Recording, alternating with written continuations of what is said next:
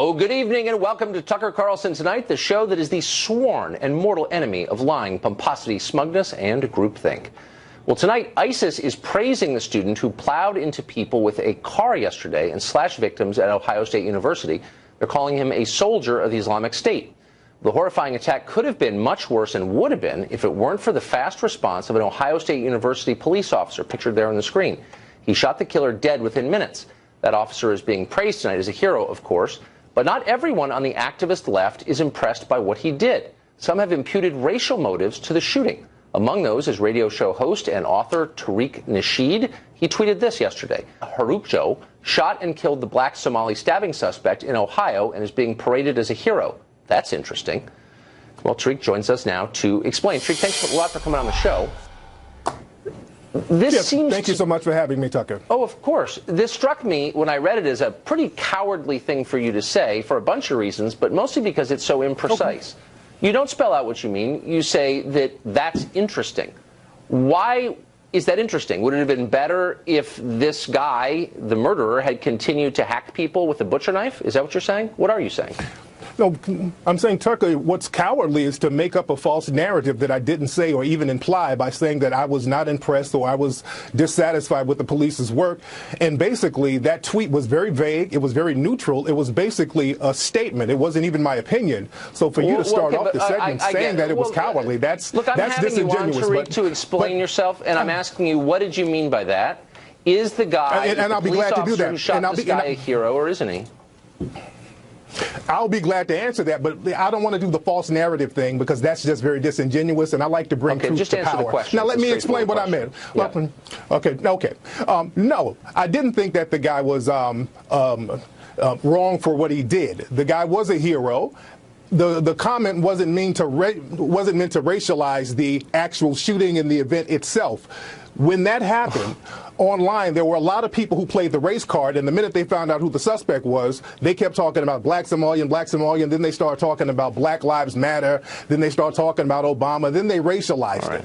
So, that's normal. I'm sorry. So there's only so much I can take. I spent all afternoon listening to your podcast, which is the most racialized thing I think I've ever listened to in my life. And not which is not true. Which is not true. Let me say this. You sent a series of tweets here noting the race and the nationality of the terrorist, and you also put quotes around the word terrorist. If you drive your car through a crowd of people and murder someone with a knife, are you not a terrorist? Why did you put quotes around? I didn't say that the man. I didn't say that the man wasn't a terrorist. Tucker, are you going to say anything honest before we get the interview started, or it's just going to be a bunch of projection of your suspected white supremacist views? The word terrorist. Okay. Because I didn't know if the guy was a terrorist or not. I didn't know if he was a suspect. I didn't know if that was the only suspect. So I didn't have all the facts. I wanted to wait for all the facts to come in before I labeled people, which is what you should do. Okay. If someone drives his car through a crowd of people, here's what we knew from the first moment this happened. A guy drove his car through a crowd of people, intentionally hitting them, and then he attacked one of them with a knife. What else do you need to know in order to conclude that man is committing an act of terrorism? What's the missing piece there for you? We didn't get all the facts initially because initially they said that there were other suspects. So I didn't have all the facts in. So I wasn't in the position to label anybody or bring my opinion to the table. I wanted to wait to see what all the facts were before I labeled people. And that's what you should do, Tucker. No, you didn't. What you were trying to do is incite race hatred, which is what you do for a living, making this about race from the very start, when in fact race played no role. Now, you make the claim repeatedly in your writings and on your show that this is a, quote, white supremacist country. The guy who did this was imported here at taxpayer expense from Somalia. He was living, I believe, entirely on taxpayer expense. It was government-subsidized education at Ohio State. Why would a white supremacist country import Africans in large numbers and then pay for them to live here? I don't understand. It doesn't speak in narratives. It doesn't really fit your narrative, does it? So we don't live in a system of complete white supremacy? Everybody's lying, Tucker? Huh.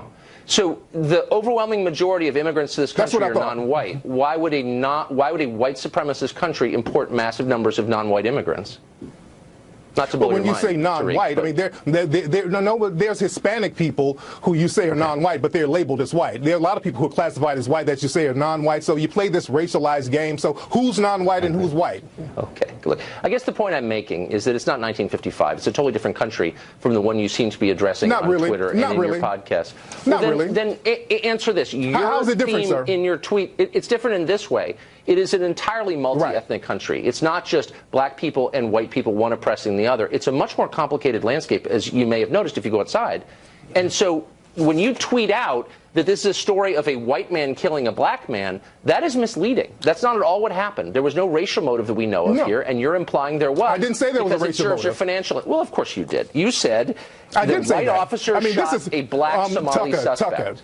Tucker, this is Fox News. You guys are the race casino. Forget about the race card. You play the race casino. Right. So it's very hypocritical for me to specify the race of a suspect and a police officer, and that is supposed to be some kind of problem when you guys do it all the time and arbitrarily blame black people for everything negative in this country. Here, I'm not even going to rise to the bait. Let me just say that I think when normal people, and I'm excluding you from that category, watched what happened yesterday, they didn't see the race of the terrorist or the race of the cop. They saw an American stopping a lunatic from murdering more people on a college campus. So why did your white supremacist colleagues make it racial? So why did they make it racial? Why did so many people in the right? And how did they make it racial?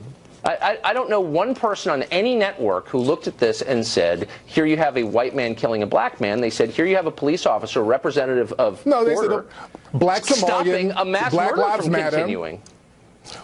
So was it Black Lives Matter fault? You guys always seem to blame Black Lives Matter, and Black Lives Matter is any black person you choose to make Black Lives Matter. So right, okay, I'm missing the thread of your argument, but I think you've made your own You're not point. missing it. Yeah, you got it. I'm not. You're a Tariq, smart guy. Suspected white supremacists are very smart, so you got it. Right. Thanks for joining us. I appreciate it. Well, and today, ISIS, through its news agency, and yes, it does have one, claimed responsibility for that rampage we've just been talking about at Ohio State.